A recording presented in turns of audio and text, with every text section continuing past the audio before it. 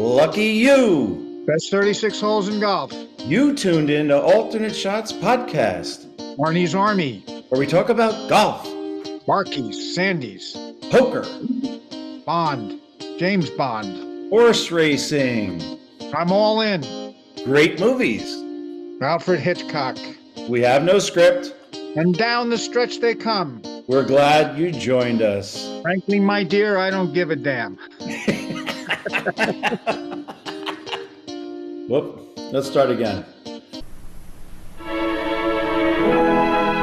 My dad didn't speak very much, but when he talked, you listened. I can remember when I was telling him how good I was, how Dad, I'm the best, when I was about 18 years old.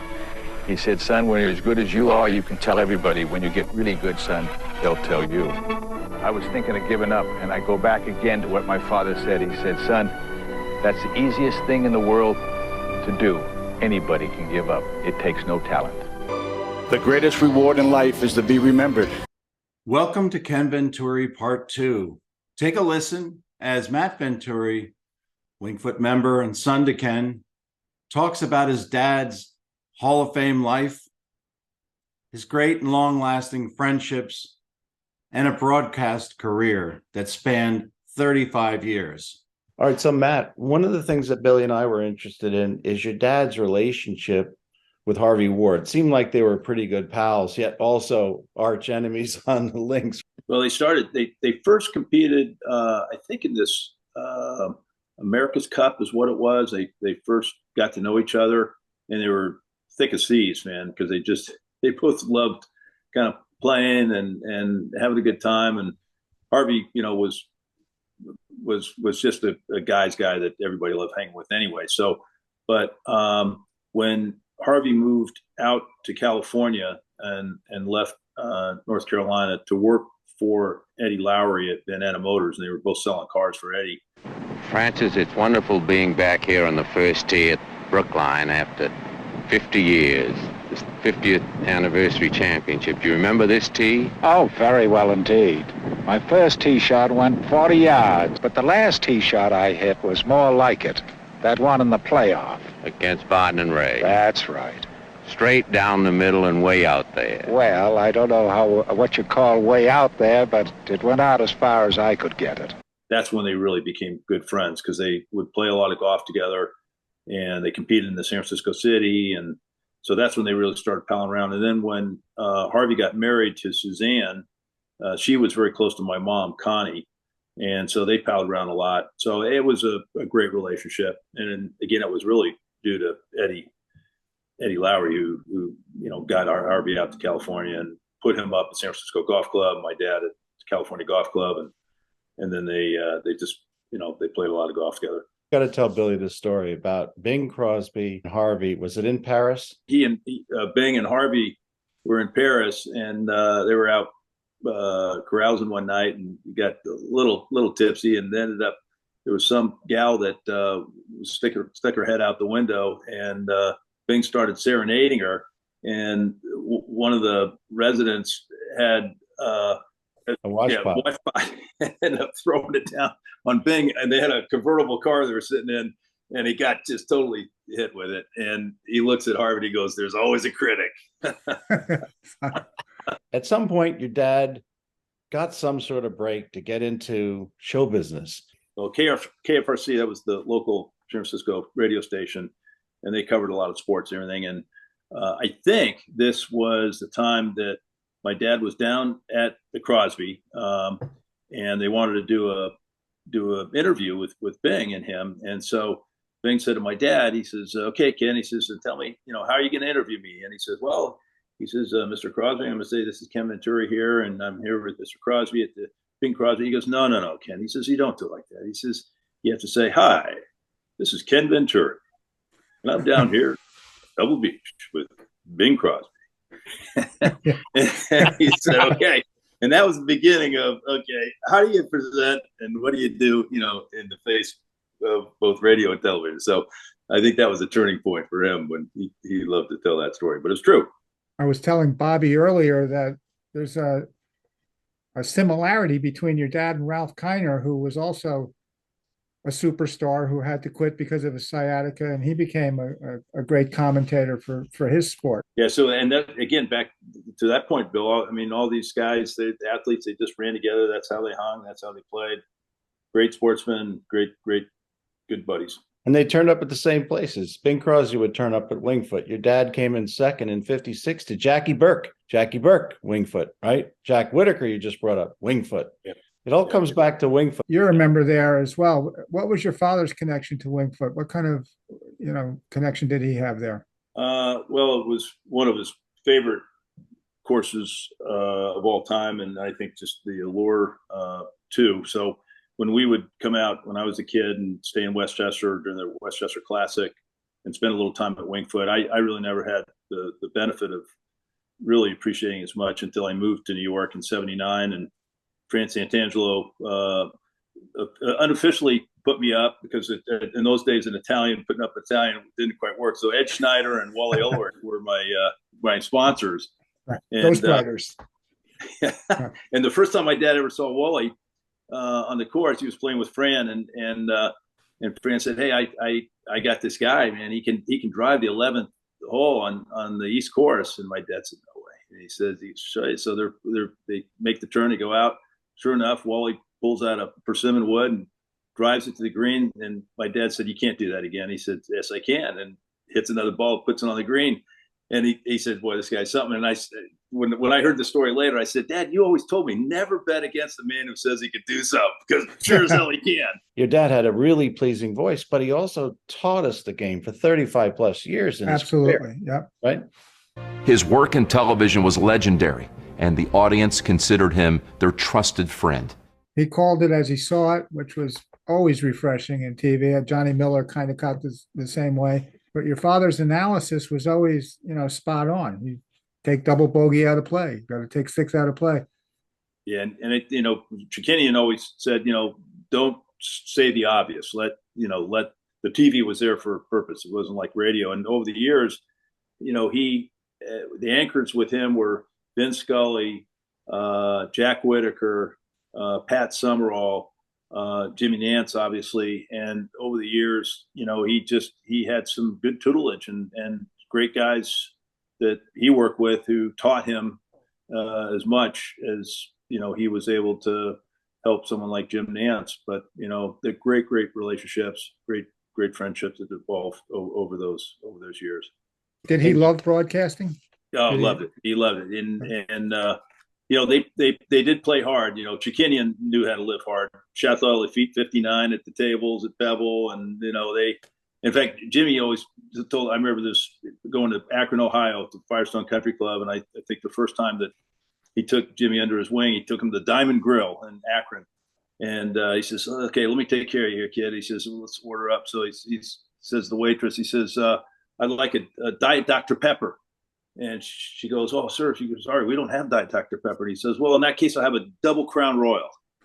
And he looks at him, he goes, "Stay with me, kid." That certainly saw a replay of the 1986 Masters with Jack Nicklaus. And I was watching, my mother's favorite golfer was Jack Nicklaus, because my mother was from Akron, Ohio, and Nicklaus was Ohio. So I was watching it, and it was almost jolting to hear your dad's voice again. It was like, it brought back so much. I wasn't watching it to hear your father, but then I ended up listening to your father. Just a great iconic voice with that for that Masters. Well, thank you. It's funny, Bill, because when I was going back and thinking about Wingfoot, and I think one of the greatest experiences I had was the '97 PGA when Davis won. And that was such an incredible year for me, because I had members credentials, CBS credentials. I had a cart, I had the headset, I could hear Chikinian.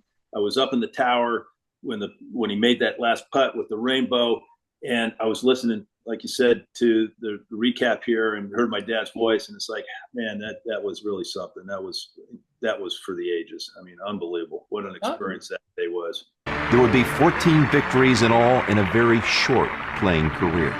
Ken Venturi, playing his first tournament after a several-month layoff because of an unusual circulatory illness. Injuries, tripled the length of his playing days, most notably carpal tunnel syndrome that reduced him to about a 10-year window. Those injuries led to his next life, where most of us knew him as the voice that documented so many of the most important golf tournaments we ever watched. With us out on the course will be the 1964 United States Open champion and the 1964 Hartford Open champion, Ken Venturi. His years of commentating made him not only the longest analyst in American television golf history, but the longest-running lead analyst we've ever had for any sport in our country's broadcast history. Great calls. How about a 4? I'll tell you, I've seen it all today. This is unbelievable. Heartfelt emotion. I've said many times, Pat, after the money is spent, the trophy lingers on, and the memory of that applause, Peter Jacobson will never forget. What can you tell people about Frank Chircania? Not many people know about him. Well, Frank really was the one that gave my dad the break, and his nickname was the Ayatollah. But he was a strong-willed but funny, really witty guy, super, super talented, good player. I played one of the last rounds with Frank. He shot 74. I think it was 82. And then he passed away a couple of weeks after that. But he could play. He had an incredible eye. I mean, how much of an artist he was in the truck to be able to, go to where the action was. We were at Bel Air, and Al Michaels made some comments. He said, the one thing I really regretted was never going to work with CBS and Frank Chircania. And he said, let me tell you something about Frank. In the Masters, it's commercial free, and said within 1 hour, Frank got 56 shots in. Now, if you think about the pre-routine that guys go through and where you are and the course and everything, but to get 56 shots in 1 hour, that he had an incredible knack of where to go, where to be, and was the best. Well, all you got to do is watch Tin Cup and you get a feel for the Ayatollah. So that's pretty great. If he had 50 cameras, he had a sense on which one was ready and which golfer was ready to hit, because Nicklaus would pour over a putt forever, and Trevino would be blink and he's gone, right? And he's sitting in a truck looking at 50 monitors, however many cameras up there. That's what I say. And actually, if you were in the truck watching that, that's the place to be, because it was just incredible to see. And Lance Barrow, he was a successor producer, executive producer too, and really great. He learned from one of the greatest. So, hey, with those CBS days and the people were just so fun. But what is their vulnerability, if there is one? They do such a good job, but they only have a 1-year agreement. Over the years with Dick Ryan, such a wonderful, wonderful friend, 50 years plus the Masters, and he was my dad's attorney as well. But, the ability to keep that going every year with, like you said, Bob, it's a 1-year contract and that's it. But CBS had to put in, all the underground fixed costs and everything. And they've been able to perpetuate that. And they're, some of the commentators, aren't there anymore. They say the wrong thing. Say the right things, whatever. But Jack Whitaker. Jack Whitaker was Hall of Fame. Come on. Gary you can throw out Jack Whitaker. Yeah, I think he called the gallery a mob. What did Gary McCord say that got him out of there? Oh, a couple things. Yeah. But the expense of being humorous. I tell you, one of the greatest experience I had was the 2000 President's Cup. So my dad had just finished really his broadcast career.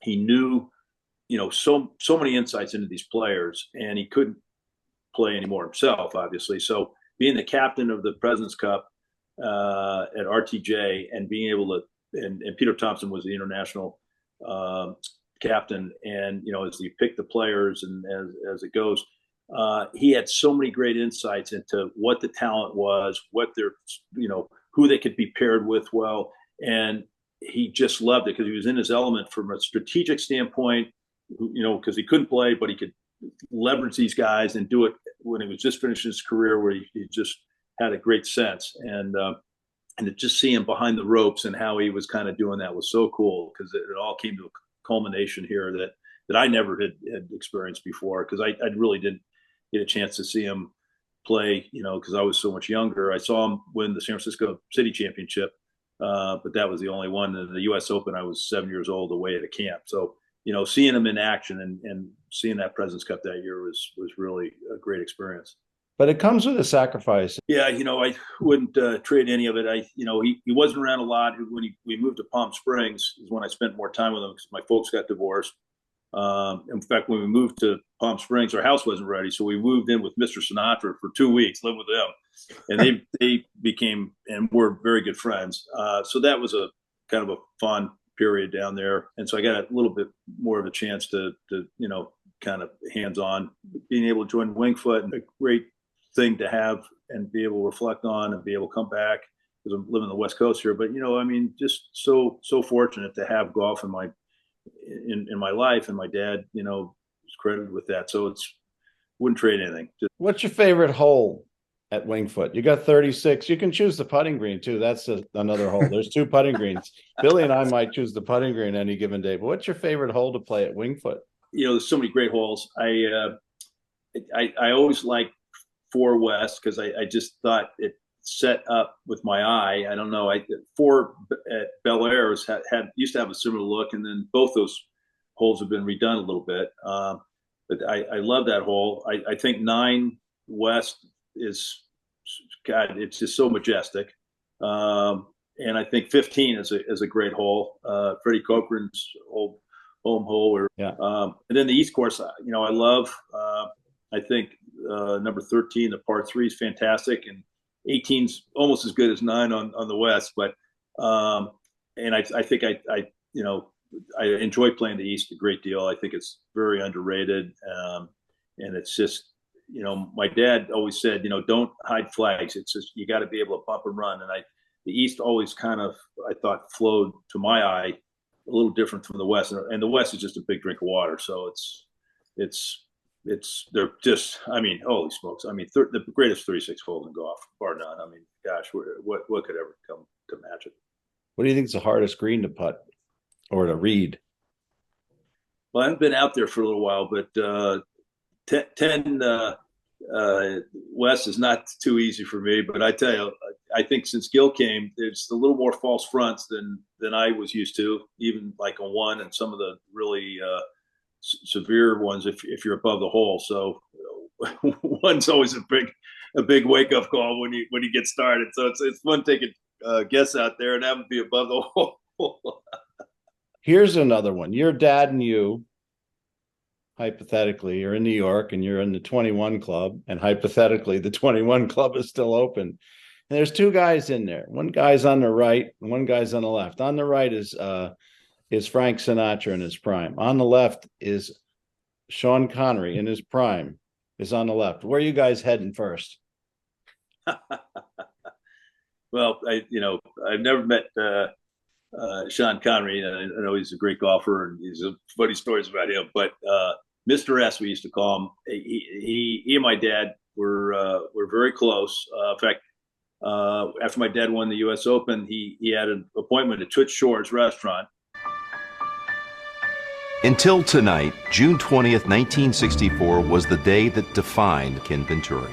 His victory that sweltering, suffocating afternoon at Congressional Country Club was one of the most memorable, emotional, and heroic triumphs this game has ever known. And the President of the United States, Lyndon B. Johnson, called up and said, they called up on his behalf and asked him to come to the White House. And he said, "I'm sorry, but please tell the President I'm terribly sorry, but I have a commitment tonight at Twitch Shores." And so he went to Twitch Shores that night, and Mr. Sinatra was there, and Joey Lewis was there too, who would open up for him. And he sees Joey Lewis, and Joey Lewis says, "My dad," he goes, "Hey, Kenny," he says, "I got to tell you," he says, I saw you stumbling. I saw you almost near collapse and the exhaustion of the finishing and the 18th hole. He says, "I got to tell you, it was the greatest act I ever saw." New York was always the greatest because the people here, the families, the Santangelo family, wonderful, wonderful family, just a second family to me. The Draddies were always great to us, and just hanging. I remember when I come out as a little kid, I go up in the locker room and shine shoes at Westchester with Tony up there. It was just a great hang. What kind of relationship did your dad have with caddies? Did he have one all the time, or did it matter to him? Yeah, most of those guys didn't travel with you. When my my dad was on the tour. My uncle Bruce would drive the car, and Tony Lima would drive shotgun next to him, and then they would pick up the caddies at different At the local places. Yeah. And, you know, that's the way it was. And he grew up, you know, caddying, and he told a story about how when he came back to the U.S. Open, he went to Cyprus and bought Kentucky Fried Chicken and Dom Perignon and with the caddies and celebrated with them, you know, because I mean, these guys, there's a commonality, and you always, you know, you never forget where you came from. You mentioned Tony Lima. You got to have a Tony Lima story, because there was a colorful, good golfer that unfortunately died young. He was tied for 5th with a chance to realize a lifelong dream. But the final day was a grueling 36 holes and temperatures that would soar above the century mark. I came out of the clubhouse and I knew it was going to be a very warm day, and was on, after hitting golf balls on the range, if we went to the putting green, I was putting with Tony Lima. And I said, it's going to be a hot one. He says, it sure is. And I said, good luck today, Tony. And he said, good luck to you, Ken. He said, I got a feeling it's going to be your day. I said, I hope so. Yeah, well, I think they were in Akron and or maybe Detroit, and they were in the locker room together. And Tony said they were supposed to go to a next tournament together in an exhibition, and he said, I'm not going, Ken. And he said, why? And he said, well, I made another commitment. He said, no, you have this commitment, Tony. You can't do that. And he said, no, I got it. I'm going to do this. And, you know, I think they were paying him more money and whatever. So my dad said that he heard, I don't know where he was, but he heard someone said a golf professional had just crashed in an airplane. And my dad said, he said he knew it was Tony, and knew that. Okay, so, but Tony grew up in the Bay Area, and so my grandmother gave Tony his first pair of golf shoes, and my grandfather gave George Archer his first pair of golf shoes at Harding Park. But you know, Tony was Champagne Tony. He was a good-looking guy, nice guy, great player, got a lot of talent, and just died way too young. You and your dad are going out to play golf, and you can play with 2 people. Who are you filling out your foursome with? Well, I'd like to get out there with Franny Santangelo again. He'd be one of my guys, and Bill Fugazi, because those guys were about as colorful as you get, and classic Winged Foot. And that would be a heck of a foursome. They were very gracious. The club was very good to him, and he loved it. He loved the members, and he loved it like a home. Yeah, how he represented it with class on both sides of the camera. You can't say enough about a guy who purports himself that well, that long, and in 2 incredibly difficult venues to crack. It's kind of an amazing story that he could be that good at golf, and then that good at broadcasting golf. Doesn't happen every day. Oh, well, thanks, Bill. He was very blessed and very fortunate, and life treated him well. But real quick story. So, you know, he did Guiding Eyes for Blind for many years, 25 plus years. And then Dick Ryan was very active. Roy Fugazi, very active with it. But there's a great story. It was this man, Omar. He was a blind man, and he was at one of the last dinners that I went to. And he said, this is Ken Venturi's dog. And he said, well, what do you mean? He says, I was in the tower on the 85th floor. And he said, my dog, he said, I wasn't going to make it out. And he said, I gave this person my dog to take. And he said his dog came back and grabbed him and got him out of the tower. Wow. Matt, this is so wonderful that you gave us this time. It's a great peek into a family, a life, and that spans more than 100 years in golf. And it's going to continue going forward. All right. God bless you guys. Thanks so much. The West is just a big drink of water. So they're just, I mean, holy smokes. I mean, the greatest 36 holes in golf. Did he love broadcasting? Bing said to my dad, he says, okay, Ken, he says, tell me, you know, how are you going to interview me? And he says, well, Mr. Crosby, I'm going to say this is Ken Venturi here, and I'm here with Mr. Crosby at the Bing Crosby. He goes, no, Ken. He says, you don't do it like that. He says, you have to say, hi, this is Ken Venturi, and I'm down here at Pebble Beach with Bing Crosby. And he said, okay. So I think that was a turning point for him. The greatest reward in life is to be remembered, and thank you for remembering me. May God bless you. And may God bless America. Why are you laughing? Well, at least we have the laugh to add at the end. Right. We've gone from 12 handicaps at this to 19 handicaps in just a week. That's what happened. Somebody changed my grip, and the next thing you know, I can't do the podcast anymore. I felt like I was in the first row of the first pew at church right during the sermon. And your brother was poking My you. my brother was making me laugh. Thanks for joining us Casper, today. Billy Harmon. We really appreciate your Double feedback. Indemnity. And please Arky. subscribe to the Two show. Outer. Hit them Odd hard Job. and hit them off. That's 36 holes.